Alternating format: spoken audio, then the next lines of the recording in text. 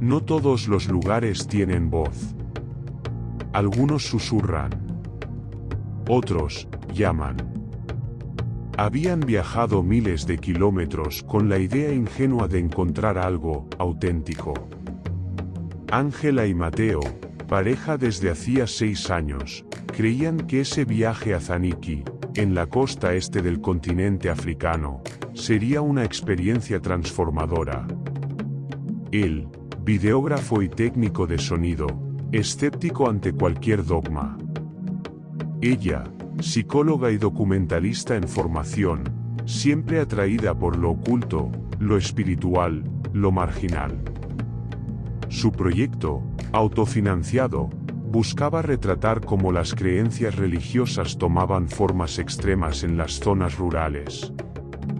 Lo que no sabían era que su cámara no grabaría una historia, grabaría un crimen en tiempo real. Todo comenzó con un nombre apenas audible en un café en la ciudad costera de Kalimba, el Camino de la Llama Pura. Una mujer extranjera, pálida y demacrada, hablaba con un periodista local sobre una secta en el bosque de Niassi, a unos 80 kilómetros hacia el interior, donde la gente ayunaba hasta la muerte para alcanzar una supuesta ascensión espiritual. El periodista negó con la cabeza y se fue sin mirar atrás. La mujer solo murmuró, casi para sí, no deberían buscar a Elías Kanda. Él los encuentra primero. Ángela no necesitó más. Quería ir. Después de varios días de preguntar en Kalimba y pueblos cercanos, un guía informal, un joven llamado Homo, que insistía en cobrar por adelantado, los llevó hasta los bordes del bosque Niassi. Allí no había caminos oficiales ni señal de celular. El paisaje era rojo, seco, pero con una humedad densa que parecía pegarse a los huesos. Árboles retorcidos, silencio inusual. Una tierra que no parecía dormida, sino vigilante. Antes de irse, Homo les advirtió, no graben sin permiso. Y si les ofrecen quedarse, piénsenlo 2 veces. Fueron recibidos en un claro abierto por un grupo de personas vestidos con túnicas de lino crudo. La mayoría estaban extremadamente delgadas, pero sus ojos brillaban con una devoción perturbadora. Ninguno hablaba hasta que llegó Padre Elías Kanda. Su voz era profunda, suave como la de un narrador de audiolibros, pero había algo en su dicción que hipnotizaba. Sus ojos, grandes y oscuros, parecían haberlo visto todo. Lo primero que hizo fue tomar las manos de Ángela y sonreír como si ya la conociera. Dios nos envía a los que están listos para comprender la llama, dijo. Bienvenida, hermana. Mateo no le gustó. Había algo en su forma de mirar, como si pudiera leer pensamientos, y peor aún, como si juzgara debilidades que uno mismo no sabía que tenía. Aún así, les permitieron quedarse 3 días para registrar el camino de la purificación. Les asignaron una choza sencilla, sin cama ni electricidad. Durante el día, grababan las ceremonias. La gente oraba, cantaba himnos, y luego se desmayaba de pie. Nadie comía. Nadie bebía agua. Elías decía que quien alimenta el cuerpo, cierra la puerta al alma. Por la noche, Ángela comenzaba a tener sueños que la dejaban jadeando, con las manos calientes y los labios resecos. Soñaba con un fuego que descendía del cielo como una lluvia inversa. La cámara de Mateo comenzó a registrar cosas que él no podía explicar. En las noches, dejaba los micrófonos abiertos. Grababan horas de silencio. O eso creía. Al revisar los audios, había ruidos sutiles, palabras en un idioma gutural, como cantos monocordes, mezclados con gemidos de angustia. También captó algo peor, una voz femenina repitiendo el nombre de Ángela una y otra vez. Mateo quería irse. Ángela no. Esto es real, Mateo. No como lo que grabamos en Santería, o lo de los curanderos en Oaxaca. Aquí hay algo más, grande. Mateo la miró y no reconoció del todo a la mujer con la que había compartido media vida. El tercer día, conocieron a Nia, una joven de unos 16 años con el cuerpo de una niña de 8. Llevaba la cabeza rapada y hablaba en susurros. Les dijo, sin mirarles directamente, que hacía semanas que no veía a su hermano pequeño. Que lo había enterrado ella misma, con ayuda de los servidores del ayuno. Mateo intentó preguntarle por sus padres, por su vida antes, pero Nia solo dijo una frase antes de que un centinela se la llevara del brazo: si no aceptas la llama, ella viene por ti. Esa noche, la temperatura subió sin razón. El fuego del altar central ardía aunque nadie lo había encendido. Mateo salió a grabar. Escuchó algo entre los árboles, risas infantiles, pero en la dirección opuesta a la aldea. Las siguió. Nunca las encontró. Volvió a la choza y encontró a Ángela de pie, rígida, frente a una vela encendida. Había dibujado un símbolo en el suelo con ceniza, un círculo atravesado por 3 líneas. Era el mismo que usaban en los cálices durante los rituales.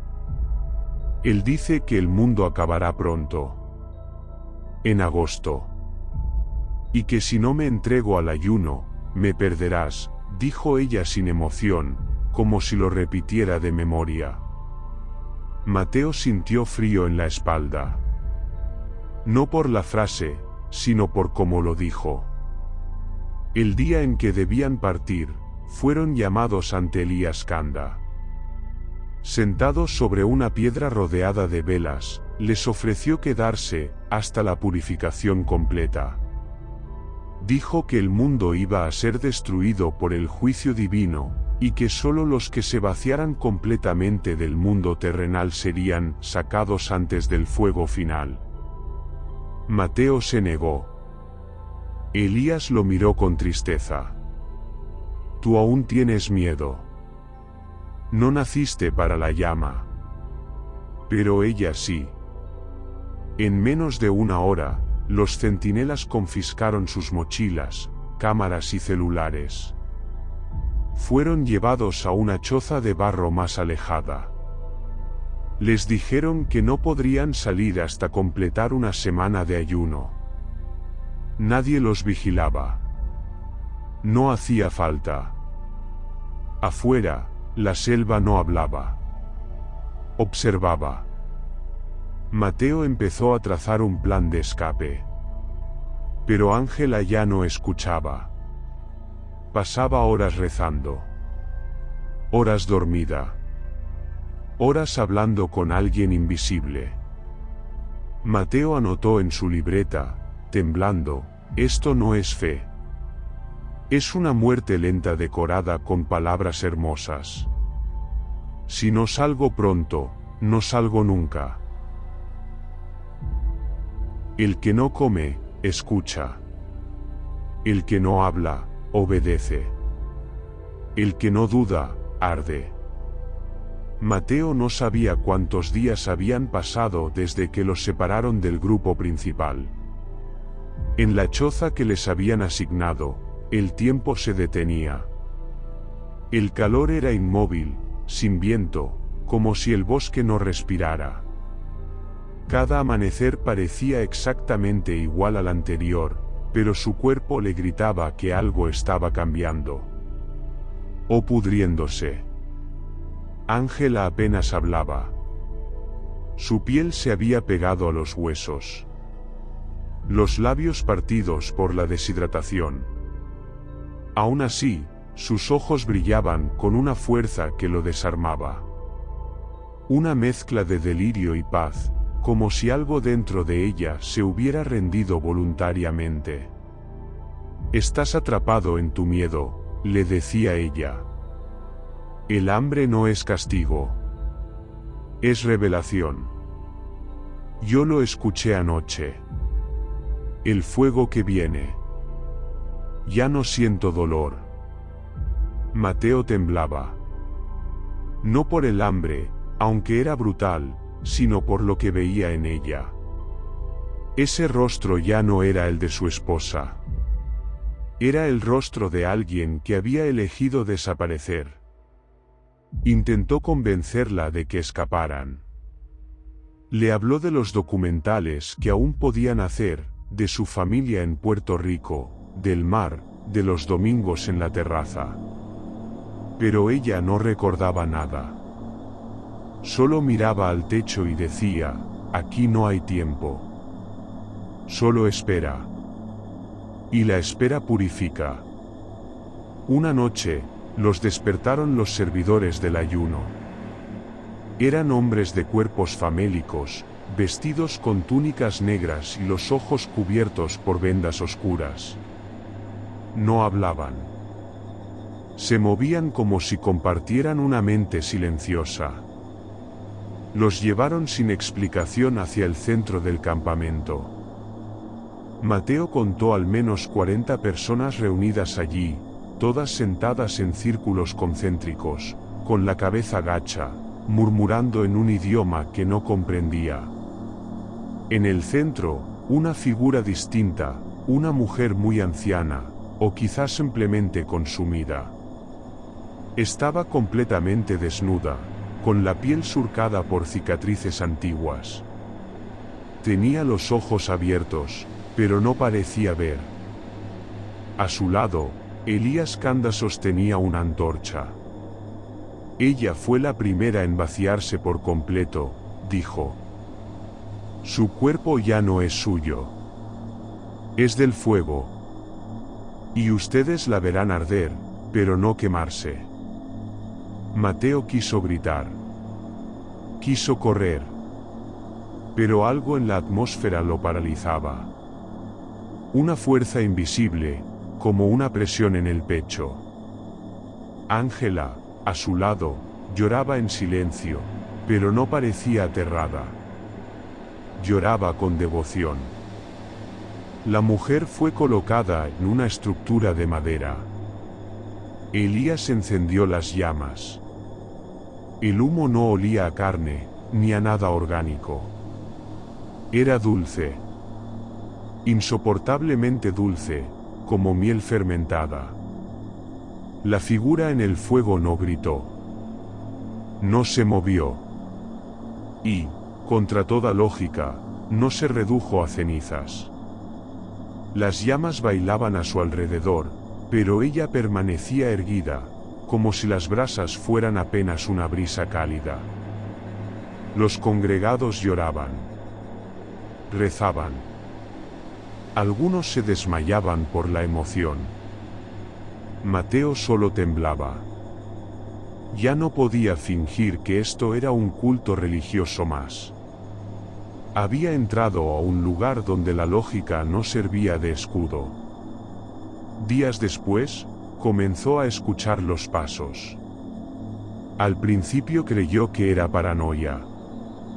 Pero al caer la noche, cada vez que cerraba los ojos, escuchaba un andar suave fuera de la choza, un arrastrar de pies sin calzado que se detenía justo en la puerta. Nunca golpeaban. Nunca hablaban. Solo se quedaban ahí, respirando. Una madrugada, cansado del terror, abrió la puerta de golpe. Nadie.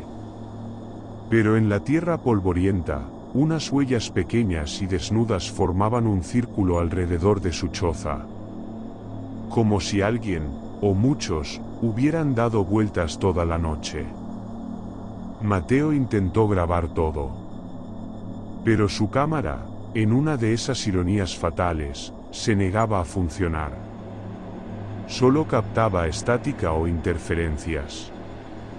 Intentó usar su grabadora de audio portátil. Lo que captó fue aún peor. En la cinta, al reproducirla, se escuchaban frases que no habían dicho. Voces infantiles diciendo cosas como, «Ven con nosotros, Mateo. El fuego también te ama», o «Ángela ya no está aquí». Una tarde, en uno de sus escasos paseos permitidos, Mateo encontró una fosa. No era una zanja cualquiera. Estaba oculta entre arbustos y marcada con una estaca torcida. Asomándose, vio lo que parecían huesos, muchos. Y no de animales.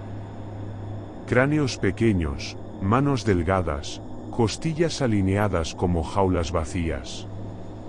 Sintió náuseas, mareo. Cuando volvió al campamento, intentó confrontar a Ángela. «Estás adorando a una alineada», y ella simplemente sonrió. La carne muere. El alma se eleva. ¿Qué importa lo que dejas atrás si el fuego te llama? Esa noche, decidió escapar. A escondidas, esperó a que los servidores del ayuno hicieran su ronda. Pero cuando fue a buscar a Ángela, ella no estaba. En su lugar, había una hoja de plátano con una palabra escrita en sangre, renacida. Desde la oscuridad, un canto comenzó a elevarse. No de bocas humanas, sino de algún lugar más profundo. Un murmullo colectivo que no necesitaba palabras para aterrorizar. Mateo corrió. Hacia la selva. Hacia la locura. La selva lo aceptó. Lo cerró. Y lo perdió. Lo que arde sin consumirse no es milagro. Es condena. No sabía si era de día o de noche. La selva de Mala parecía burlarse del tiempo, cubriéndolo con un dosel perpetuo de hojas y humedad. Mateo llevaba horas, o días, vagando sin rumbo, alimentándose de raíces amargas y bebiendo de charcas que olían a hierro. Sus pies eran llagas abiertas. Sus manos, armas inútiles. Pero seguía avanzando. A cada paso, el eco del campamento le susurraba. No con palabras, sino con imágenes que no quería recordar, el rostro de Ángela, el fuego que no consumía, la figura ciega que no moría. Dormía mal. Soñaba peor. En sus breves momentos de inconsciencia, la veía a ella. No como la esposa que amó, sino como una silueta vestida con vendas oscuras, ojos blancos, flotando en una caverna de fuego líquido. Le hablaba sin boca, Mateo, el hambre ya no me duele. Solo tú. Se despertaba empapado en sudor, con la piel llena de picaduras y las manos crispadas. Comenzó a preguntarse si ya estaba delirando. Si acaso no había escapado realmente. Si el bosque no era solo una extensión del campamento. Simbala era el campamento. Al tercer día, o tal vez el cuarto, divisó una casa. Era una construcción de madera, más antigua que el resto, sin símbolos religiosos ni cultistas. Se acercó a trompicones, golpeó la puerta con la poca fuerza que le quedaba y se desplomó. Cuando despertó, estaba vendado, limpio, acostado en una esterilla sencilla. Un anciano de rostro curtido por el sol lo observaba en silencio. Se llamaba Mzee Otieno. Su voz era profunda, seca como tierra roja. Te vi salir del bosque. Del lado prohibido. Pocos lo hacen. Menos aún regresan cuerdos. Mateo intentó hablar, pero la lengua se le enredaba. Cuando finalmente logró explicar lo ocurrido, Otieno asintió, como si no fuera nada nuevo. La iglesia de la redención vacía. Hace años que intento advertir a la policía, a los pastores verdaderos. Nadie me escucha. Nadie quiere enfrentarse al fuego de Elías. ¿Entonces sabías? ¿Por qué no haces algo? Hice lo que pude. Me fui. Dejé de hablar. Aprendí a ocultarme. Allí dentro, no están solos. Hay algo que Elías encontró en ese bosque. Algo que no es de Dios. Ni del hombre. Otieno le explicó que Mala no era solo un lugar aislado, sino un terreno maldito, una tierra en la que los antiguos chamanes prohibían construir. Decían que ahí dormía una presencia, un espíritu sin nombre que se alimentaba de la voluntad humana. Que podía vivir siglos sin cuerpo, hasta que alguien lo despertara. Y ese alguien fue Elías, dijo Mateo, en voz baja. ¿O fue Elías quien fue elegido por eso? Otieno tenía recortes de periódico, dibujos hechos a mano, mapas del bosque. Mateo los estudió durante horas. La iglesia Gutpazwa, nombre falso de la secta, había estado en la mira del gobierno varias veces, pero cada vez desaparecían durante las inspecciones, mudaban sus campamentos, ofrecían ofrendas silenciosas a los líderes locales. Siempre regresaban a Mala. Siempre al fuego. Esa noche, Mateo volvió a soñar con Ángela. Estaba sentada en el centro del bosque, rodeada de niños que lo miraban con ojos completamente negros. Ella tenía el rostro quemado, pero sonreía. No debes tener miedo del fuego, amor. El verdadero infierno es estar solo. Se despertó con un grito que ni él reconoció como propio. Tomó la decisión al amanecer. Volvería. No por fe. No por venganza. Por ella. Y por algo más que no quería admitir, una parte de él también quería ver si era verdad. Si el fuego realmente no quemaba. Si podía vaciarse y dejar de sufrir. Otieno lo miró partir sin decir palabra. Solo le entregó una pequeña cruz tallada en hueso. No te protegerá del fuego, dijo, pero te recordará que existes. El camino de regreso fue distinto. No había animales. No había insectos. Solo silencio, y la certeza de que algo lo esperaba. Cuando cruzó el mismo claro donde lo habían quemado todo, ya no quedaba campamento.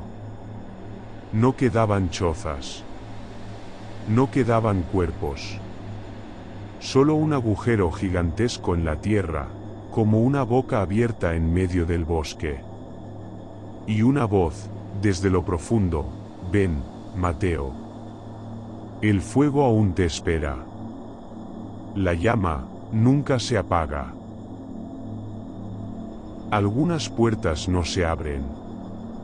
Otras no se pueden cerrar. El agujero parecía respirar.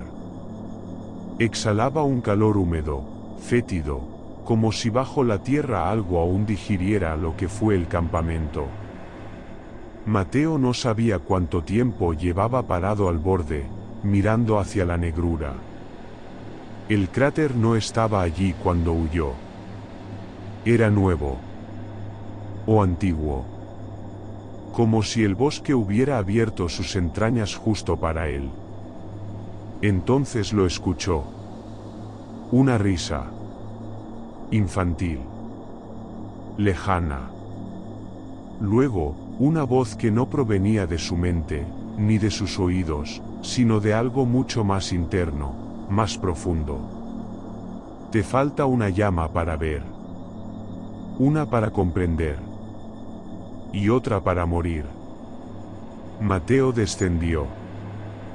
No caminaba, era arrastrado, su cuerpo obedeciendo órdenes que no eran suyas. El interior de la tierra parecía palpitante, lleno de túneles como venas, recubiertos de símbolos tallados con huesos, barro, sangre seca. En lo más profundo, encontró el altar. No era piedra ni metal, era carne endurecida. Palpitaba. Sobre él, de pie como si nunca se hubiera movido, estaba Elías. Ya no era el mismo. Su piel era oscura como la noche sin luna, sus ojos dos carbones apagados que goteaban ceniza. Las vendas negras flotaban en torno a su cuerpo, suspendidas como alas descompuestas. Detrás de él, en las paredes vivas del antro, rostros humanos emergían y se disolvían, llorando en silencio. Y en el centro del altar, Ángela. No dormida. No amarrada. Despierta. En paz. Sonriendo. Mateo, dijo con voz ajena a ella. Ya casi estamos completos. Él gritó. Intentó correr. Pero el altar lo reclamó. De rodillas, vomitó una mezcla negra que no recordaba haber tragado.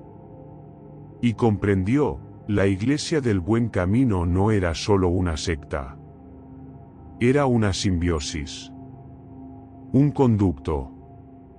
El ayuno era un ritual de disolución, no de sacrificio, sino de apertura. De vacío. Para que aquello que no tenía nombre pudiera entrar. Elías habló por fin. Nosotros fuimos los primeros. Pero no los últimos. Esta tierra fue su vientre mucho antes del primer hombre. Bala no significa bosque. Significa puerta. Mateo cerró los ojos. Pensó en Puerto Rico. En los paseos junto al mar. En Ángela, la de antes. Pero cuando los volvió a abrir, ella ya no era ella. Su rostro cambiaba, se deshacía, revelando una geometría imposible, con ojos donde no debía haber ojos, bocas que se abrían hacia adentro. El altar lo aceptaba. Una llama para ver. Mateo sintió como su vista se expandía. Ya no miraba con ojos humanos. Veía el tejido del mundo romperse. La corteza de la tierra arder. Otros agujeros, en otros países. Otros cuerpos entregados. Lo que dormía en Bala no estaba solo. Una para comprender. La voz de Elías retumbó en su cráneo. Dios ya no nos habla. Pero esto sí. Esto tiene hambre. Y ha encontrado una iglesia. Y otra para morir. El altar estalló en llamas azules. Pero Mateo no gritó. Porque ya no era Mateo. El mundo no terminó. Solo dejó de pertenecernos. 3 meses después, el bosque de Mbala fue declarado zona de contención. Un perímetro de alambre espinoso, drones de vigilancia y una estación remota del ejército intentaban ocultar lo que no sabían cómo explicar. No hubo conferencias de prensa. No hubo entierros. Solo rumores, aldeanos mudándose sin despedirse, desapariciones no registradas, animales muertos cuyas vísceras mostraban signos de combustión interna. Las raíces de los árboles se curvaban, formando formas imposibles. El aire temblaba. Un informe confidencial del Servicio Nacional de Inteligencia fue filtrado por error. Decía lo siguiente. Aproximadamente el 67% de los cuerpos recuperados presentan mutaciones post-mortem no compatibles con descomposición natural. En el sector Delta 5 se detectaron patrones sónicos de frecuencia inaudible, repetitivos, con una cadencia similar al canto ritual. Sobrevivientes no identificados han sido observados ingresando a la zona sin protección, deteniéndose a orar en lenguas desconocidas, antes de desaparecer. Recomendamos evacuar un radio de 50 kilómetros alrededor del núcleo. Pero ya era tarde. Porque no todos los que escaparon del culto huyeron por miedo. Algunos huyeron para sembrar. En Puerto Rico, en una playa desierta de Arecibo, un niño fue hallado deshidratado, murmurando versos en una lengua que los lingüistas no pudieron rastrear. Cuando lo entrevistaron, solo dijo una frase antes de dejar de hablar para siempre: ella viene. Ella tiene hambre. Y nosotros somos los caminos. Unos días después, las aves dejaron de migrar en dirección al Caribe. El mar se tornó más espeso. La electricidad fallaba justo antes del amanecer. Y en el hospital psiquiátrico de Río Piedras, una mujer fue internada tras atacar a su esposo con una piedra tallada en forma de espiral. Su nombre, Ángela Mendoza. Dijo que su esposo aún estaba vivo, pero no en esta realidad. Que tenía que abrir la puerta. Que mala es una palabra que sueña, no que se dice. Al mirar por la ventana de su celda, Ángela, o lo que quedaba de ella, murmuró con una sonrisa ausente: ya hay nuevas llamas. Pronto veremos todos.